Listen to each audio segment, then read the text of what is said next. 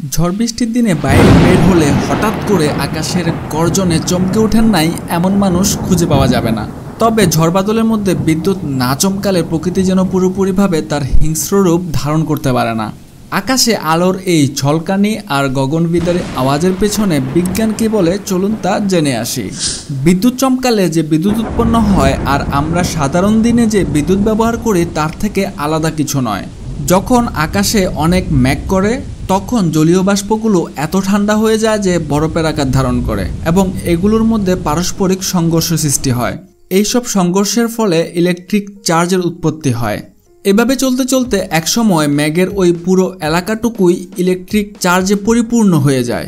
মেঘের উপরে positive charge আর নিচে সৃষ্টি হয় নেগেটিভ চার্জ। যেহেতু বিপরীতধর্মী চার্জ পরস্পরকে আকর্ষণ করে তাই মেঘের নিচে থাকা নেগেটিভ চার্জগুলো ভূমিতে থাকা অসংখ্য পজিটিভ চার্জের দিকে আসতে চায়। আর যখনই তা কোনো পর্বত, মানুষ বা একা দাঁড়িয়ে থাকা কোনো গাছের কাছাকাছি আসে তখন তার দিকে ছুটে যায়। উঁচু পর্বত বা গাছের মাথায় সহজেই পজিটিভ চার্জগুলো পৌঁছাতে পারে, তাই এসব স্থানে বিদ্যুৎ পড়ার হারও আমরা অনেক বেশি দেখতে পাই। নেগেটিভ চার্জ এভাবে ঘুরতে থাকে আর পজিটিভ চার্জও তার আকর্ষণে উচ্চ স্থানে গিয়ে অপেক্ষা করতে থাকে। দুজনের দেখা হয়ে গেলেই বিকট শব্দে আপনার কান দফা রফা করে দেয়। কিন্তু দুই ধরনের চার্জের মিলনে এমন শব্দ হওয়ার কারণটা কি? 1 সেকেন্ডেরও কম সময়ে এই বিদ্যুৎ তার আশেপাশের বায়ুকে প্রায় 30,000 ডিগ্রি সেলসিয়াস তাপমাত্রায় উষ্ণ করে ফেলে, যা কিনা সূর্যের পৃষ্ঠ থেকেও 5 গুণ বেশি উষ্ণ। উচ্চ তাপমাত্রার এই বায়ু খুব দ্রুত চারিদিকে ছড়িয়ে পড়ে আর ছড়িয়ে পড়ার সময় আশেপাশের বায়ুর উপর তীব্র চাপ পড়ে।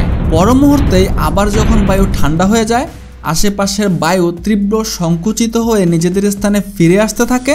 এতেই একটা বাজে শব্দের সৃষ্টি হয়, যা কিনা ভাইব্রেশন আকারে পাশের বায়ু থেকে ক্রমান্বয়ে চলতে থাকে। আকাশের দিকে তাকিয়ে থাকলে বাজ পড়ার আগেই কিন্তু আপনি আলোর ঝলকানি দেখতে পাবেন, কারণ আলোর বেগ শব্দের বেগ থেকেও অনেক বেশি। যেহেতু আলোর গতি বেশি তাই আগে আলো চলে আসে। এবার চলুন বিদ্যুৎ চমকানো সম্পর্কিত কিছু মজাদার তথ্য জেনে আসি।